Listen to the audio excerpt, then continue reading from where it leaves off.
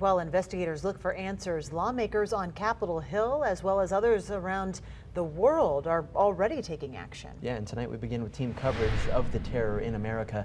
Landon Miller found out about some of the international consequences of these attacks. But first, Brandon Foose looks at video games and recent claims that they lead to this kind of violence. So, Brandon, the president says video games are glorifying violence in our country, but what do the experts have to say?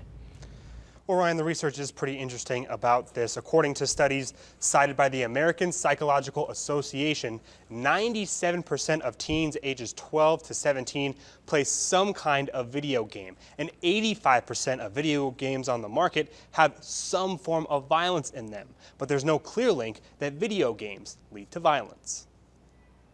There's a lot of research on video games and child behavior, but results vary and can be vague. The American Psychological Association says media has noted a possible connection in multiple shootings dating back to Columbine. The APA Council of Representatives adopted a resolution that links violent video games to aggressive behavior. But they make clear aggressive behavior isn't always violent behavior, and that lethal violence was not studied. Aggressive behavior is described as insults, threats, hitting, pushing, hair pulling, biting, and other forms of verbal and physical aggression. Royal Society Publishing released a study in February that examined 1,000 teens ages 14 and 15 in the United Kingdom. It found no direct correlation between video games and more aggressive behavior.